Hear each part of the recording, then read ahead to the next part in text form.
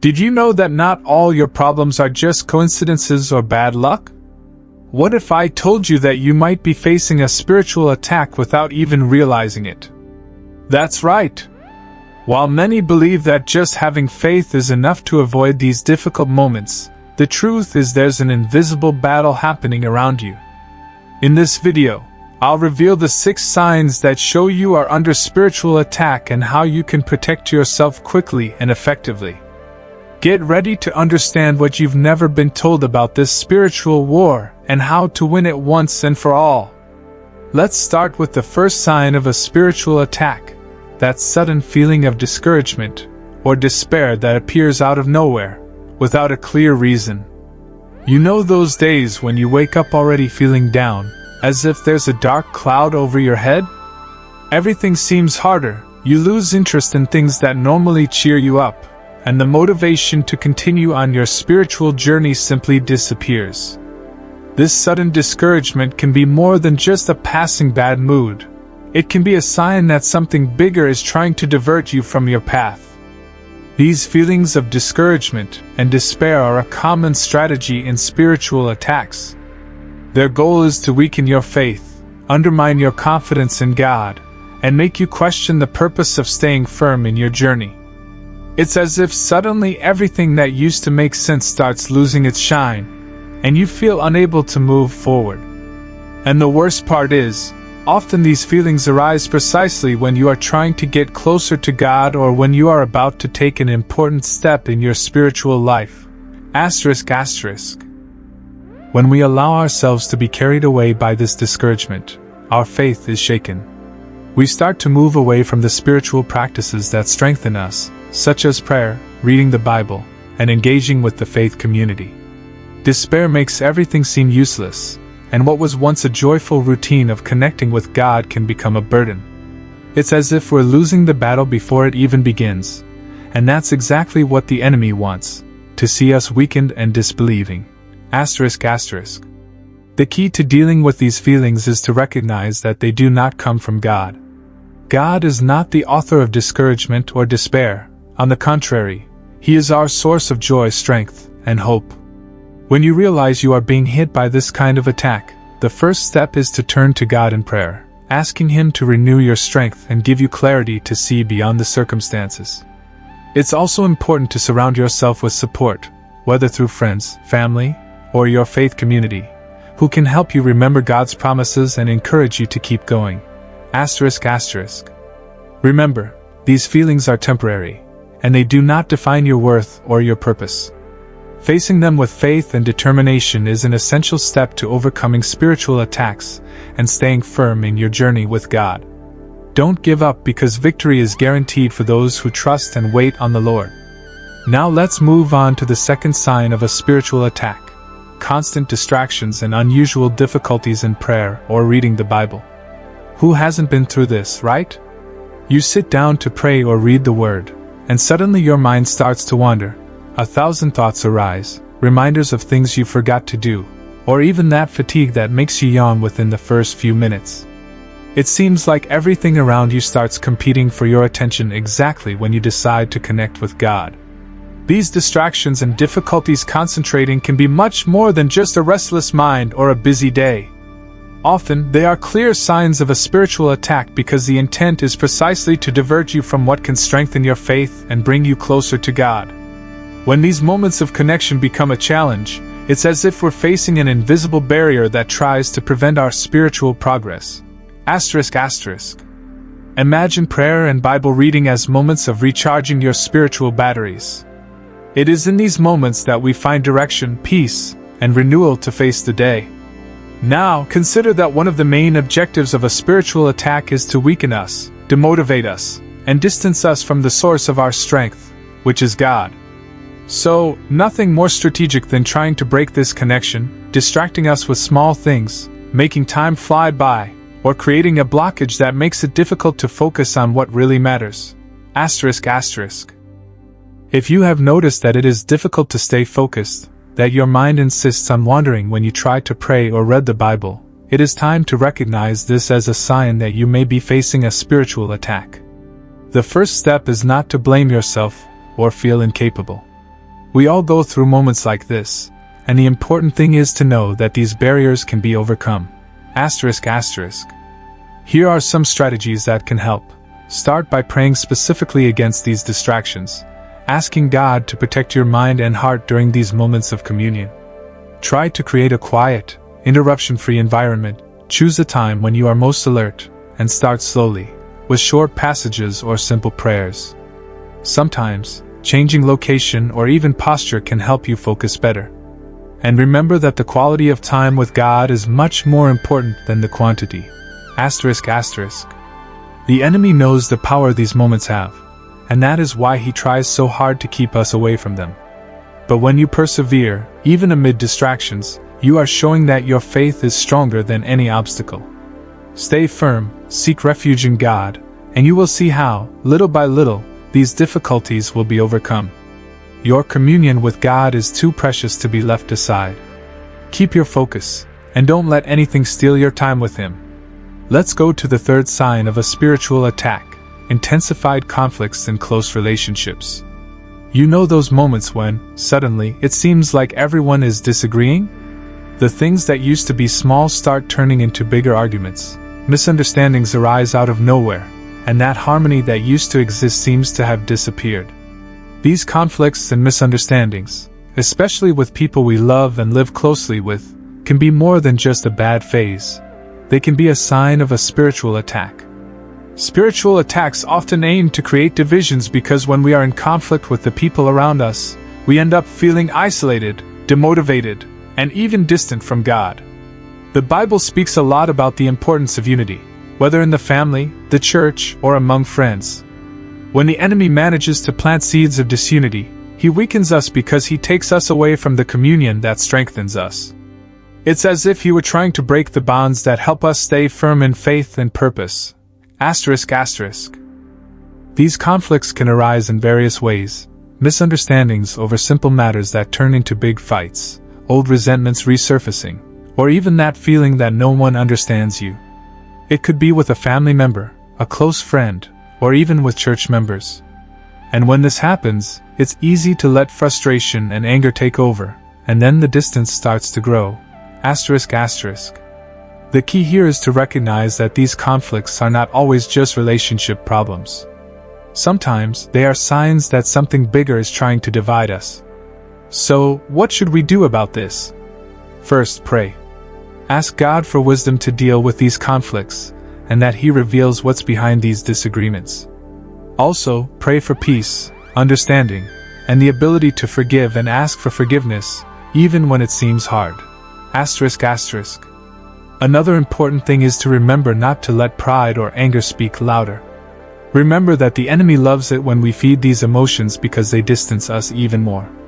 Instead, seek dialogue, try to understand the other's point of view, and keep your heart open to reconciliation.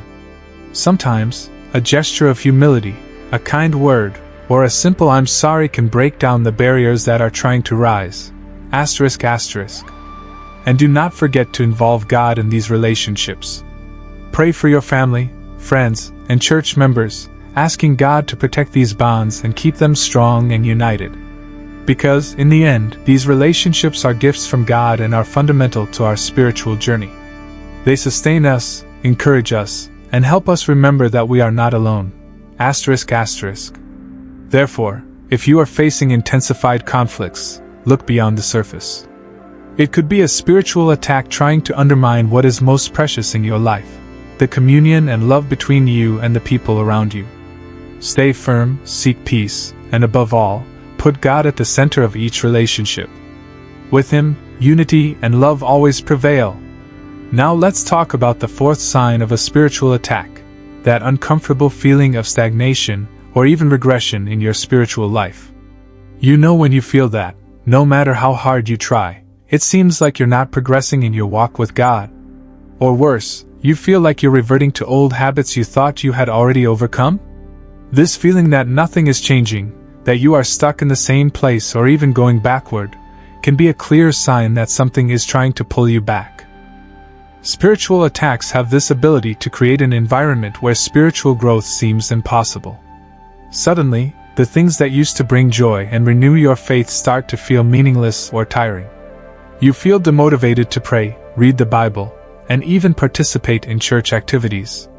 It's as if a cloud of discouragement hovers over you, making everything harder and without purpose.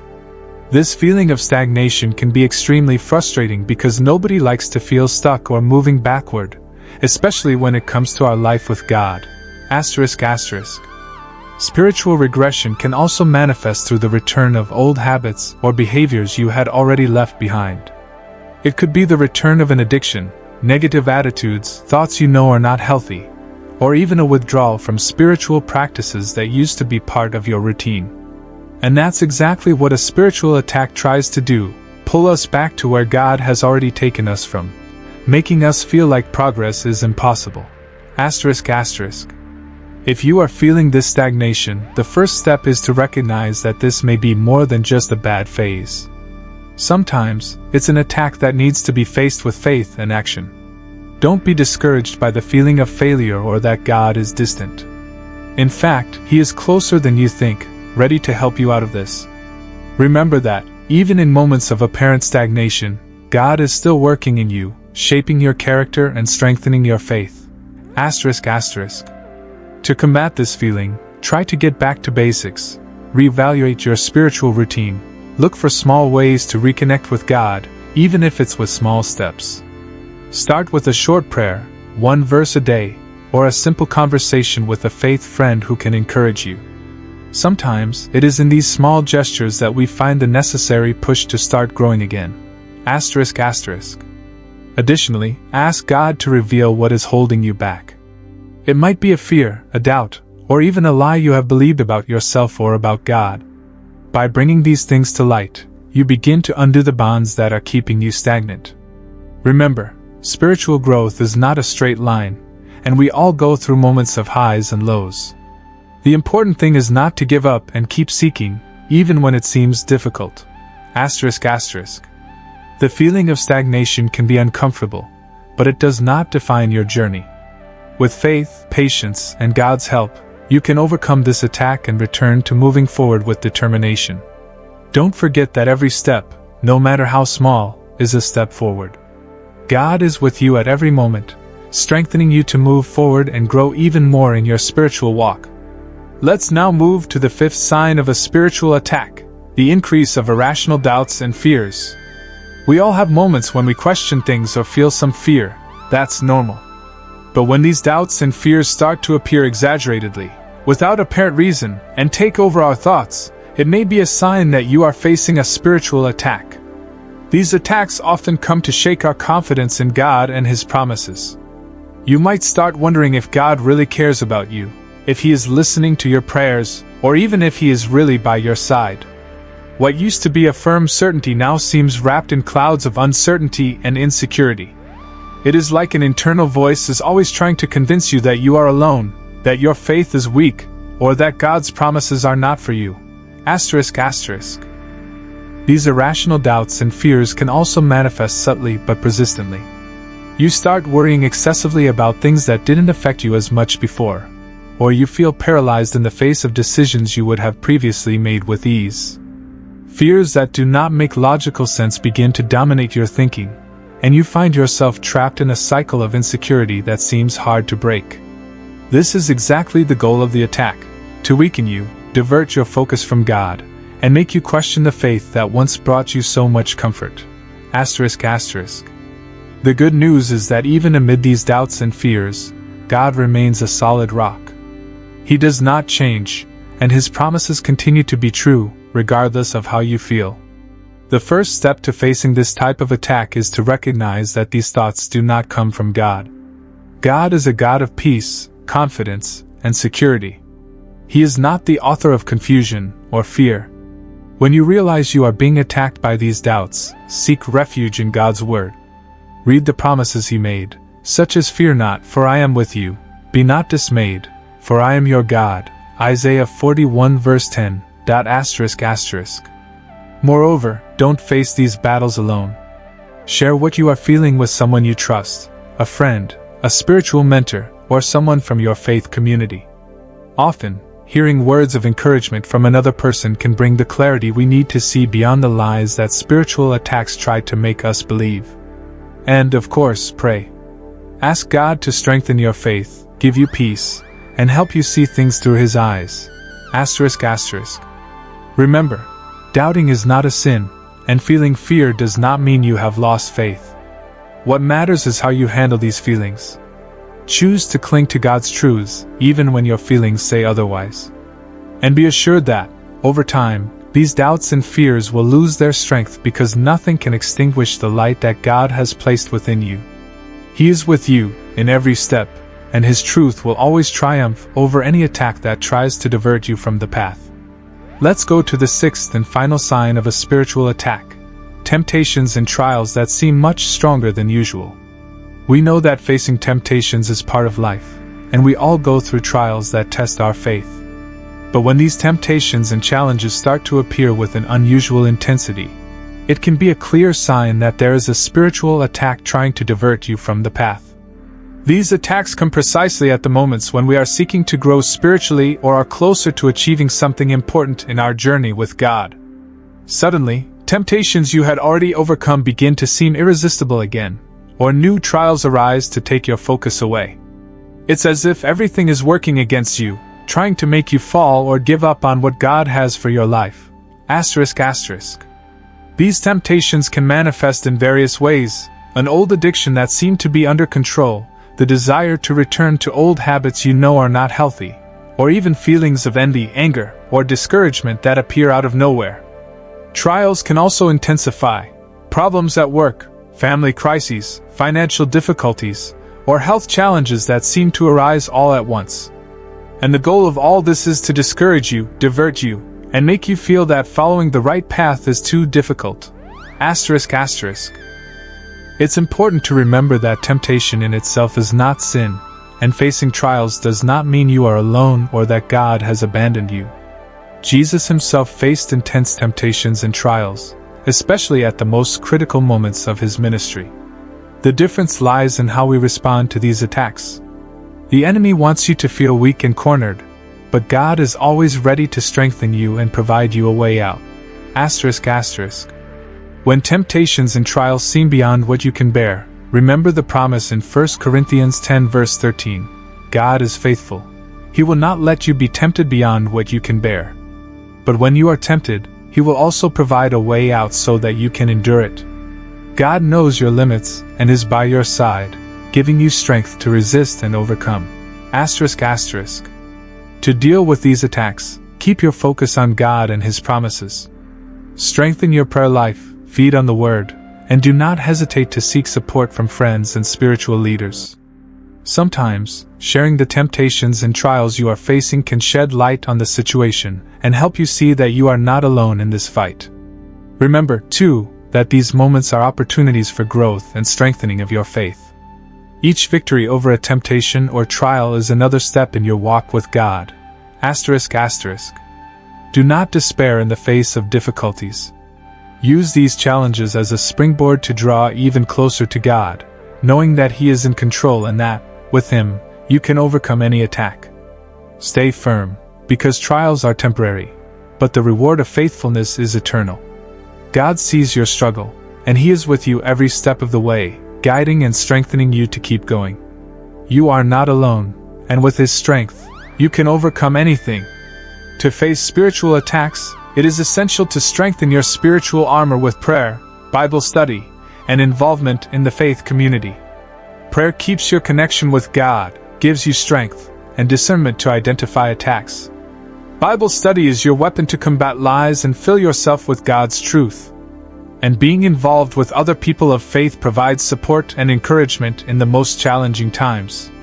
Here is a challenge: commit to praying daily against spiritual attacks for the next 30 days.